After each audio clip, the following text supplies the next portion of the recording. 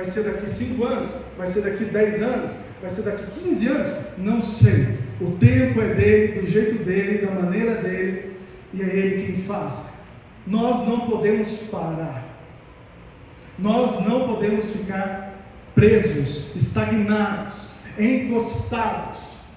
O reino de Deus, ele está em movimento o tempo todo. É indo. Não é estar. É indo e pregando o Evangelho, é indo e falando das boas novas, é indo e fazendo, ou seja, movimento. Amém? Glória a Deus. Atos capítulo 10, versículo 38. Olha como Jesus era. E diz respeito a Jesus de Nazaré, como Deus o ungiu com o Espírito Santo e com ele andou por toda parte, fazendo o bem e curando todos os oprimidos pelo diabo, porque Deus era com ele. Quando Jesus subiu aos céus, depois da sua ressurreição, o Espírito Santo de Deus desceu sobre nós. Assim como o Espírito Santo desceu sobre ele com poder, o Espírito Santo de Deus desceu sobre mim e você.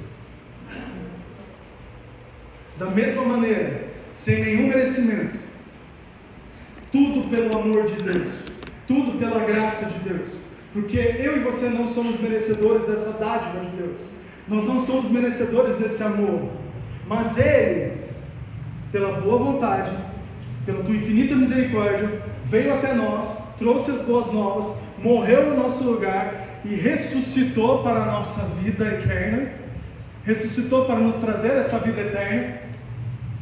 E simplesmente o Espírito Santo veio e diz agora: você está salvo, agora ande no reino, seja um cidadão do reino, viva pelo reino, buscai primeiro o que?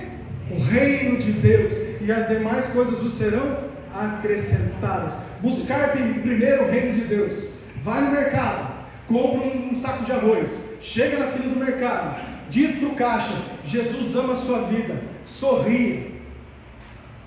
Jesus te ama tanto, Ele quer te salvar. Você conhece esse Jesus? Vai no shopping, encontra uma família sentada, chega lá e fala: vocês pertencem ao Senhor Jesus, vocês sabiam disso? Que? Do nada. Como assim? Deus me trouxe aqui para falar com vocês para isso e tal. Aí você leva as boas novas para as pessoas. Irmãos, servir a Deus requer coragem. Servir a Deus não tem lugar para timidez. Mas Pedro, como que eu vou lutar com isso? Como que eu vou fazer essas coisas? Lucas capítulo 9. Como que Jesus fez isso com os discípulos? Como que Jesus transformou a vida deles? E como que Jesus fez com eles? Versículo 12. Para trás, desculpa. 11, 10. Aí. Quando os apóstolos voltaram, contaram-lhe tudo o que haviam feito. Levando-os consigo, Jesus retirou-se para uma cidade chamada Betsaida. Irmãos, para você entender o contexto, vai no versículo 1. Quando os discípulos voltaram e contaram tudo aquilo que eles haviam feito, Jesus os tinha convocado para uma missão. Reunindo os 12, Jesus lhe deu poder e autoridade sobre todos os demônios e poder para curar doenças. E isso foi o que Jesus convocacionou para eles fazerem. E aí, chega no versículo 10, e eles o enviou para pregar o quê? O reino de Deus, que é o verdadeiro Evangelho. Jesus, irmãos, só para contextualizar isso, Jesus não veio trazer o Evangelho da salvação. Nossa, Pedro, que heresia é essa? Jesus não veio trazer o Evangelho do amor. Jesus não veio trazer o Evangelho da justiça. Esses pequenos contrastes de evangelhos que nós aprendemos e estudamos são frações da plenitude do Evangelho evangelho que Jesus quis trazer, que é o evangelho do reino de Deus. E o evangelho da salvação é apenas a porta de entrada para esse reino vasto. Você que é um discípulo de Jesus, aprenda isso. A salvação não é o fim, é o início de uma jornada. A salvação é a porta de entrada para o reino de Deus. Porque se fosse assim, irmãos, eu até tive muitos questionamentos com relação a isso. Porque muitas pessoas aceitaram Jesus, muitas pessoas levantaram suas mãos, aceitaram a Deus, vieram até a frente, voltaram para o banco e foram embora. O evangelho de Deus, do reino, necessita de discipulados. Necessita de ensinamentos. Irmãos, em nome de Jesus, Deus vai colocar na sua vida pessoas para você ensinar esse evangelho, pessoas para você proclamar esse evangelho e ensinar. Porque existem pessoas que acreditam que estou salvo, amém, agora o que eu faço? Espera Jesus voltar. Não. Faz a obra do Senhor, continua pregando, continua fazendo, continua pregando o reino de Deus, continua fazendo todas as coisas para o Senhor. Busque o reino de Deus constantemente até Ele voltar. Tem muitos que estão presos e parados na zona de conforto, esperando a vinda de Jesus e estagnados. Não é isso que o Senhor espera de mim e de você. O que Deus espera de mim e de você é movimento, igual o reino dele é. A igreja de Cristo só aumenta, e o reino dele só aumenta. Irmãos, você precisa estar em movimento, como Vinícius aqui disse. Eu preciso estar com o tênis certo, com os shorts corretos, com uma vestimenta correta para que eu corra, para que eu consiga correr para chegar ao alvo, que é o meu Senhor. Para chegar até lá, eu preciso correr, preciso estar com as roupas certas. E essas vestimentas o Espírito Santo de Deus está te dando nessa noite, para que você venha cumprir essa corrida, irmãos, em nome de Jesus. Não pare, não esteja parado. Volta lá no versículo 10. E quando os apóstolos voltaram, contaram-lhe tudo o que haviam feito. Aí eu imagino, vamos entrar na história. Uau! Você não tem noção de como que foi. Chega aqui nisso. Vou fazer um teatrinho básico. Legal. Tomé, é o seguinte. Eu fui para uma aldeia lá. Você não tem noção. Eu fui para uma aldeia. Eu só impus as mãos e a pessoa foi curada. Você só acredita vendo, né, Tomé? É difícil ser, né, Tomé? Imagina. Mas era assim. Aí os apóstolos foram conversando uns com os outros e contando para Jesus. Senhor, o que estava acontecendo? Eu fui lá, eu revirei aquilo lá de cabeça para baixo. Foi muito doido o que aconteceu. Muitas pessoas foram salvas, muitas pessoas foram libertas das mãos do diabo, muitas pessoas foram libertas do cativeiro, do vício, de tudo. O coxo não estava andando, ele foi lá e fiz uma oração, preguei o reino de Deus e a pessoa voltou andando. Uau, que coisa boa, Jesus! Também 7 ainda, Tomé? Amém. Obrigado, gente. Mas imagina essa cena, irmãos. Quando alguém aqui já presenciou uma cura, assim, presencialmente? Alguém impôs as mãos, ou você impôs as mãos e já curou alguém? Não sei, irmãos. Você já, amém? Qual que é o sentimento que você sente? Eu quero contar esse testemunho. Eu tenho que contar porque é maravilhoso. Na sua frente, Deus te deu poder e autoridade. Você vai lá e põe as mãos e a pessoa é curada. Imagina isso. Deus te dá autoridade para expulsar demônios. Aí você está andando lá no meio da rua, louvando ao Senhor, né? Aqui dentro do teu coração, você está lá louvando ao Senhor. Aí do nada aparece um dito cujo do teu lado ali e começa a falar um monte de coisa para você, que você sabe que é espiritual. Aí você vai lá em nome de Jesus. Saia desse corpo que não te pertence, saia dele em nome do Senhor Jesus Cristo. Eu repreendo agora isso. em nome de Jesus, e a pessoa cai ali, estribuchada no chão, e você ali, naquele momento, no poder do nome de Jesus, aquele demônio tem que partir em retirada e aquela vida é salva. Irmãos, você sabia que você tem essa autoridade? Por que o Brasil está do jeito que está? Por que o nosso país é considerado um dos países mais corruptos? Por que o nosso país é considerado um dos países mais pedófilos do mundo? Por que o nosso país é um dos países, irmãos, em que tem o maior índice de tráfico humano no mundo? Porque a igreja está simplesmente, estou salvo, Jesus volta, Jesus vem. Aí nós ficamos estagnados, sendo que Jesus me chama, você e eu, para uma grande comissão. Ide, vai indo por todo mundo, pregue o Evangelho, põe as mãos sobre os enfermos e eles serão curados, pregue o reino de Deus, ensine o reino de Deus, faça igual eu fiz aqui na terra. E Jesus disse que nós faríamos coisas maiores do que Ele já fez. Aí eu olho isso daí, irmãos, só que os apóstolos estavam assim, eufóricos com isso. Ao mesmo tempo que eu vejo isso, Jesus entendendo o que estava acontecendo no coração deles, aquela euforia, e os apóstolos ali não entendendo nada do que estava acontecendo.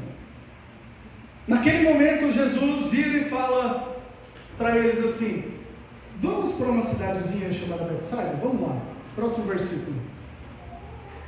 Jesus vai e retira-lhes eles dali daquele local, daquele lugar. E Jesus, sabendo que a multidão ia o seguir, a multidão o seguiram, e eles as recebeu e falava-lhes do quê? Do reino de Deus. Jesus publicamente, irmãos, ele nunca pregou o evangelho da salvação. Publicamente, Jesus, ele sempre pregava o reino de Deus. E dentro da pregação do reino de Deus, Jesus falava da salvação, falava do amor de Deus, falava da justiça de Deus. Então, quando nós pregamos apenas uma coisa só, nós ficamos estagnados. Então, a pregação é o evangelho do reino de Deus, que inclui a sua salvação, de graça que Deus nos dá, por amor dele, e Deus vai vir com justiça depois, para tirar aqui da terra os que são dele, e julgar a terra junto com a sua igreja.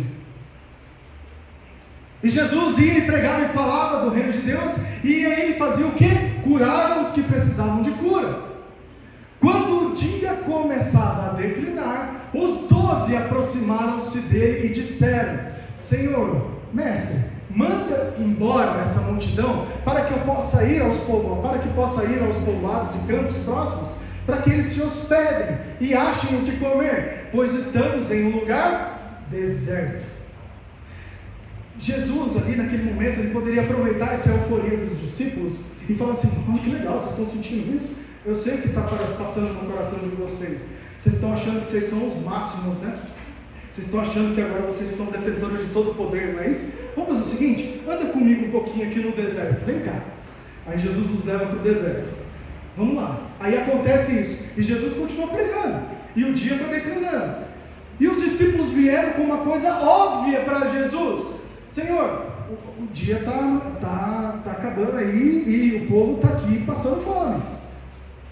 Eu sei o que está acontecendo, sou eu que estou falando com eles aqui, sou eu que estou ensinando, sou eu que estou curando. Eu sei que o dia está acabando, mas Senhor, se eles não forem agora, não vai dar tempo deles chegarem aos povoados e encontrarem o mercado aberto, não vai dar tempo deles encontrarem uma alvoradinha lá de Jerusalém aberto. Então assim, e daí? Sou eu que estou fazendo as coisas aqui.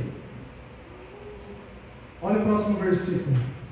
Aí Jesus vira e fala para eles assim: deem vocês mesmos a eles do que comer. Jesus confrontou eles nesse momento: deem vocês mesmos do que comer. Aí eu imagino eles assim: mas como? Jesus, eu não tenho nada. Aí vem um menininho com 5 pães e 2 peixinhos. E eles apresentam: Jesus, mas como que nós vamos alimentar 5.000 pessoas com 5 pães e 2 peixes? Vocês não aprenderam nada, né?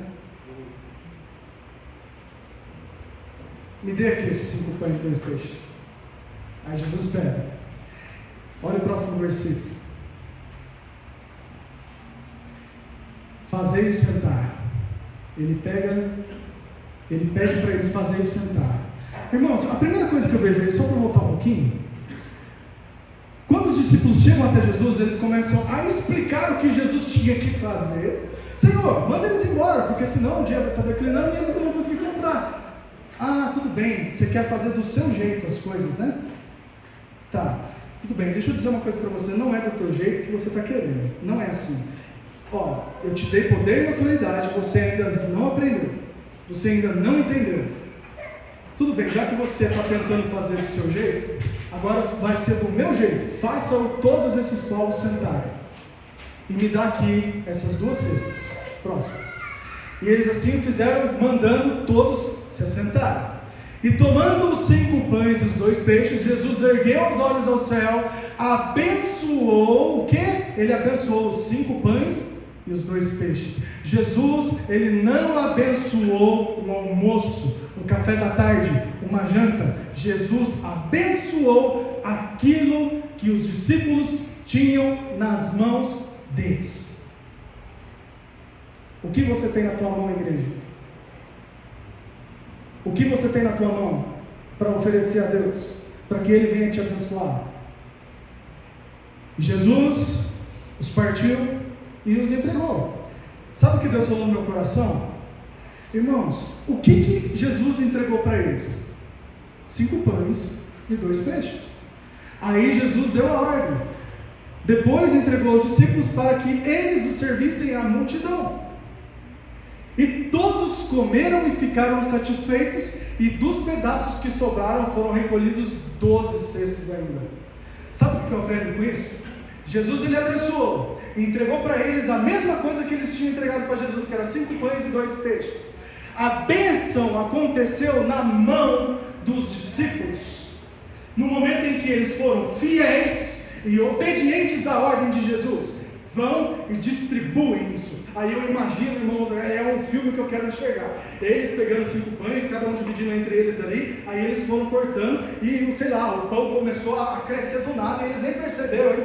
Aí eu quero imaginar a cara de um sujeito chamado Tomé, vendo isso acontecendo diante das mãos dele. Gente, imagina um negócio desse. Por eles serem obedientes e fiéis à ordem de Jesus, vão e os alimente, vão até esses povos e os alimente, porque eu te dei autoridade, eu abençoei isso que você tem na tua mão. Sabe o que você tem na tua mão? Talento, dom, tudo que o Espírito Santo deu na sua vida. E Jesus fala o que na sua parábola dos talentos? Não enterre o teu talento, multiplique o teu talento. Deus, ele vem e derrama a tua unção. Quem aqui já recebeu a unção do Senhor? Levanta a mão. Amém? Deixa eu dizer uma coisa para você. Deus não desperdiça a unção. Deus, ele não desperdiça a unção. A primeira coisa que o discípulo pergunta para o Senhor quando é ungido é: Senhor, por que o Senhor me ungiu? Qual é a minha vocação? Qual é o meu chamado? Para onde o Senhor vai me levar? O que o Senhor espera de mim? Isso é fazer a vontade de Deus. Isso é fazer o reino de Deus aqui na terra. Isso é proclamar o Evangelho. Se dispor a isso e abraçar a isso. Em nome de Jesus, você vai sair daqui com uma mentalidade diferente. E essa mentalidade diferente está em Romanos capítulo 12, versículo 2. Sede renovados pela renovação do próprio entendimento. O Espírito Santo de Deus está fazendo isso com você nessa noite, transformando a sua mentalidade, para que você não venha fazer parte apenas de um gueto gospel, de uma bolha gospel, que só vem dia de domingo e vai embora para casa. Deixa eu dizer uma coisa para você, isso que você está enxergando aqui nessa noite, esse templo, pastores, ministros da casa do Senhor, membros, tudo isso daqui, irmãos, faz parte de um jogo. Como assim? É um jogo que é uma realidade que, no fim de tudo, dependendo do lado que você estiver, você vai vencer. E do lado errado que você estiver, você já está derrotado. De qual lado você está? Não tem meio termo com Jesus, irmãos. Ou você é de Jesus, ou você faz parte do reino de Jesus, ou você não faz parte do reino. Saia dessa zona de conforto em nome de Jesus. Há 10 anos atrás, eu tinha acabado de chegar na igreja praticamente, e naquele primeiro ano, irmãos, quando Deus veio e me visitou, sabe aonde eu tinha visto algo a respeito disso? O olhar de Jesus. Sabe quando você, não sei se você já sentiu isso, mas isso, eu senti isso várias vezes na minha vida, quando você sente que Deus está olhando para você, de alguma forma, o olhar penetrante de Deus, o olhar penetrante de Jesus. E quando eu estudei a respeito do olhar de Jesus, quando primeiramente ele chamou o apóstolo Pedro ali diante do barco e disse: siga-me, olhando nos olhos. E os olhos de Jesus, irmãos, tinham algo poderoso. E em outro momento, Jesus havia me chamado uma vez. Só que em um determinado momento da minha vida, eu tinha negado Jesus.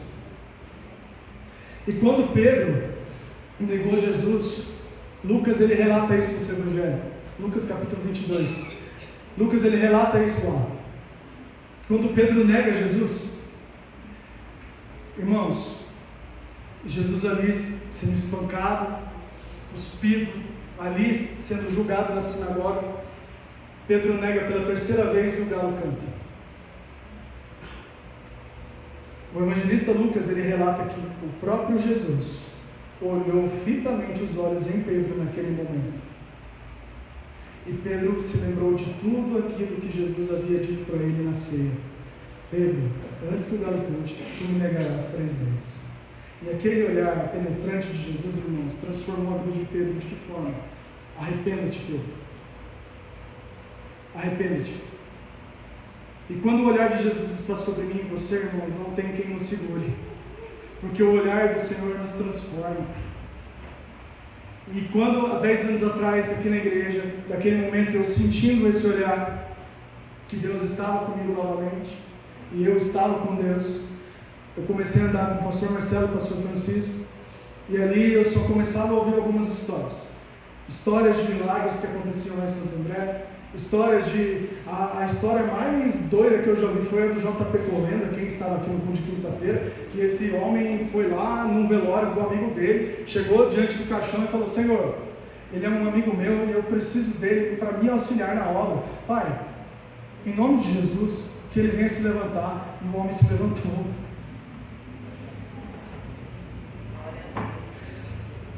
Outra coisa, não sei quem que foi aqui, acho que foi com a irmã Fátima, que o pastor Francisco, o senhor deu uma água para ela colocar na mão, não foi? Alguma coisa assim?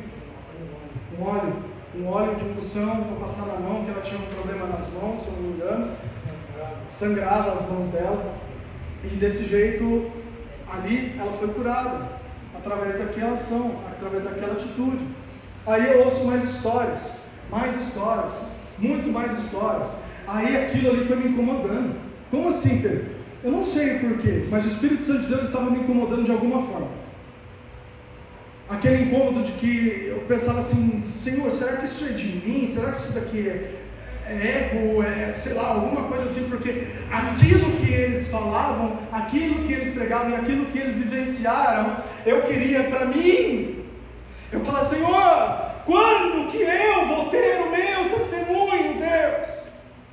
E Deus colocava isso no meu coração, irmãos, essa insatisfação de ficar preso e parado, somente vindo aqui, apenas para ouvir a palavra. Não, eu quero viver a palavra, eu quero vivenciar aquilo que Jesus e os apóstolos vivenciaram, aquilo que os meus pastores vivenciaram, aquilo que muitos que estão aqui dentro da igreja contaram vários testemunhos, de que pôr as mãos e curar os enfermos, e eu falava: Senhor, será que isso é de mim? Será que isso é algo que está acontecendo? E Deus veio e falou: não, sou eu quem estou te causando isso, para que você venha sair da zona de conforto. E nessa noite, Deus está te incomodando, para que você venha sair dessa zona de conforto, para que daqui a 1 ano, 2 anos, não sei, mas Deus vai preparar a tua vida, para que através de você, vidas serão alcançadas lá fora, vidas serão transformadas, vidas serão salvas, em nome de Jesus, e você fará discípulos. E é isso que Deus espera de nós. E aquilo foi me incomodando muito, meus irmãos. Muito, mas muito. E eu falava com Deus: Pai, o que é isso? Eu quero isso também para mim. Todas essas histórias, eu quero ter esses testemunhos. E quando eu fiz essas orações, irmãos, meu Deus do céu, Deus me deu um momento de, sei lá, solidão, vou dizer assim. Assim, sabe quando você parece que Deus, você não sente a presença de Deus de alguma forma? Parece que Deus está tão longe. E eu já comecei a ficar preocupado. Falei: Senhor, eu pequei. Ai meu Deus, o que eu fiz? Pai, eu não estou sentindo a tua presença. Deus, o que está acontecendo? E aquilo foi me angustiando. Aí foi angustiando. E chegou num momento em que eu estava tão ruim que eu cheguei diante lá de casa, dobrei meu joelho e falei: Deus, Pai, prova que o Senhor ainda está comigo, porque eu não aguento isso. Porque eu sei como eu estava afastado, e eu sei aonde eu estava, e eu não quero voltar para lá. E eu falava isso para Deus: Pai, o Senhor está comigo, mostra para mim que o Senhor está. Isso foi em 2015, 2016. E naquele momento, saindo e indo para a escola, eu estudava na época, indo para a escola, pegando a Avenida Antártica ali, eu passei de um ponto de ônibus, irmãos. Tinha uma senhora sentada, vou dizer senhora, mas era um pouco jovem, não era senhora, mas ela estava sentada lá. E quando eu passei por ela, eu estava triste, angustiado. Na hora que eu passei por ela, o meu coração acelerou de uma forma assim que eu achei que ia sair da boca. E eu não entendendo nada, e ali o meu coração explodindo, e eu não entendendo. Aí eu falei: será que é Deus que está me incomodando? Aí vem aquela dúvida, né? Será? Eu só vou descobrir se eu for. Aí eu fui. Na hora que eu cheguei, cutuquei, o que eu vou falar para ela? Pensei: eu não sei. Aí simplesmente eu cheguei diante dela ali e falei: eu passei por você, e o meu coração acelerou de uma forma muito grande, e eu acho que Deus tem algo para te dizer. Eu só quero dizer para você que Jesus ama muito a sua vida, e Ele está olhando para você. Aí naquele momento os olhos se encheram de lágrimas e ela chorou. Ali naquele momento ela falou assim para mim: que bênção! Eu estava indo para a igreja e pedi para Deus falar comigo, lá na igreja, mas Deus Ele fez mais coisa, Ele fez maior, Ele falou comigo no ponto de ônibus, indo para a igreja, e eu precisava de sentir esse amor. Aí, irmãos, Deus não parou por aí, e ali naquele momento eu fui pulando igual a gazela, irmão, até a Avenida Doutor Lisboa. Cheguei ali na Doutor Lisboa, tinha uma senhora chamada Leide, ela estava carregando entulho no carrinho de mão. E assim, irmãos, naquela maneira, ela veio até mim. Eu nem parei para pensar, eu só estava pensando naquilo que tinha acontecido. Aí ela veio me parar, ela me parou e pediu dinheiro para comprar algo para comer. E naquele momento, ela pedindo algo para comer, eu usei daquele versículo: eu não tenho prata nem ouro, mas o que eu tenho eu posso te oferecer. Eu estava tão assim explosivo. Deus já tinha me dado uma resposta: eu estou com você, filho, só vai em paz. Aí naquele momento Ele ainda quis mais comigo, mostrar mais. Então naquela maneira Ele veio e falou comigo daquela forma: fala isso para ela. E eu disse isso e ela falou. E aí ela começou a chorar: você vai me oferecer Jesus, né? Aí eu falei: sim, eu vou. Acho que muitas pessoas já devem ter falado para você. Sim, muitas pessoas já passaram por mim, mas eu não consigo sentir isso. Eu quero tanto mudar de vida, sair dessa miséria, mas eu não consigo. Provavelmente, eu não perguntei, mas provavelmente ela era usuária de drogas. E ali naquele momento, muito magra, mas muito magra. E ali naquele momento, assim, eu não sei, mas veio do nada isso. Você crê que Deus vai te dar o que comer agora? Amém. Aí eu fui e falei: Deus vai te dar aquilo que você precisa para comer. Você está com muita fome? Eu falei: eu estou com muita fome. Você crê que Deus pode fazer isso? Amém. Daquele jeito, sabe? Eu falei: tudo bem, se você não crê, eu creio. Tá bom? Aí assim, eu falei: posso fazer uma oração? Posso. Então, em nome de Jesus, eu declaro que aquilo que você deseja nesse momento, Deus vai te dar. Amém? Amém. Do nada, surgiram duas jovens do outro lado da rua, com duas coxinhas e uma Coca-Cola na mão. Aí elas vieram olha, não sei o porquê, mas Deus mandou te entregar. Eu não sei porquê. E eu ali, irmãos, glória a Deus. E ali foi uma das maiores experiências que eu já tive com Deus. E ali naquele momento, irmãos, ali naquele momento foi maravilhoso. Aí, parece que no momento eu comecei a conversar com as duas, elas eram da igreja presbiteriana, a saídação, né? Aí daquele jeito ali eu conversava, nossa, você não tem noção do que aconteceu agora. Eu falei, o que aconteceu? Eu estava orando para ela, falando que Deus ia dar o que ela queria, e ela estava com fome, e eu não tenho prato nenhum, mas aí eu fui e falei para ela assim, aí eu comecei a dizer, e as meninas assim, meu Deus, sério? Eu falei, é sério, é isso que aconteceu agora. E ela que comeu a coxinha, ela tomou a coxinha, e a gente assim daquele jeito. Aí eu fui para a escola, irmãos do céu. Aí eu cheguei no diretor, naquela hora eu falei, não. Eu perguntei para o diretor, eu posso fazer na sala de aula aqui, no intervalo, no recreio, fazer uma sala, escolher uma sala aqui para chamar os alunos que quiserem ir lá para receber uma oração, para nós falarmos de Deus e tudo mais? Posso fazer isso? Aí eu fui de sala em sala de aula, irmãos, eu fui chacoteiro, nossa Deus do céu, a vergonha foi tão grande, mas eu fui mesmo assim. O amor de Deus e a presença do Espírito Santo estava muito maior do que a vergonha. Então eu cheguei lá e fui daquela maneira com cara tapa. Falei, seguinte, na sala 2B lá vai ter um encontro com jovens, um encontro de oração. Se você deseja ir, vá em nome de Jesus, eu estarei lá para te abençoar. Amém? Não só eu vou estar lá, mas o mais importante vai estar lá, que é o Espírito Santo. Aí eu falei isso na sala, aí tinha uns meninos que começaram a dar risada, tiraram chacota, teve outros que ficaram assim, nossa, que moleque doido. Aí eu só fui de sala em sala e fui falando isso. No primeiro dia deu 15 jovens. Naquele momento foi 15 jovens dentro do estadual, eu estudava ali no colégio estadual, e deu 15 minutos de oração. Mas foi uma choradeira para tudo quanto é lado. Uns falando que os pais estavam se divorciando, estavam passando por uma luta dentro de casa. Outros começaram a confessar que falaram, nossa, eu já fui de Jesus. E quando você entrou dentro daquela sala, algo mudou na minha vida, eu preciso voltar para a minha igreja. Começaram a falar a respeito disso e Deus só foi fazendo, irmãos, experiências com Deus. E é isso que Deus quer fazer comigo e com você, mais e mais. E Deus tem muito mais para fazer na sua vida. Então dobre a porção da unção que Deus deu na tua mão. É você quem é responsável por isso. Pai, eis-me aqui, eu quero fazer a tua vontade, eu quero proclamar o Evangelho, eu quero falar do teu reino e das bonificações do teu reino. Quais são as bonificações do reino? Você vai ter o poder de curar enfermos. É sério. Não vai ter filme de Harry Potter que vai falar de varinha mágica aqui, não. É o poder do reino de Deus que faz as coisas. Não tem bruxaria, não tem poder do diabo, é nada. O poder vem dos céus e é Ele quem faz nova todas as coisas. Então, em nome de Jesus, nesse momento, se você está sentindo do teu coração uma insatisfação, que quer mais, eu quero mais, Pedro, eu quero mais, fica de pé, em nome de Jesus.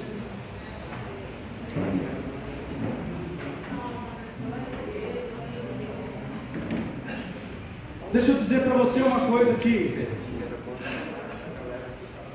Vou chamar.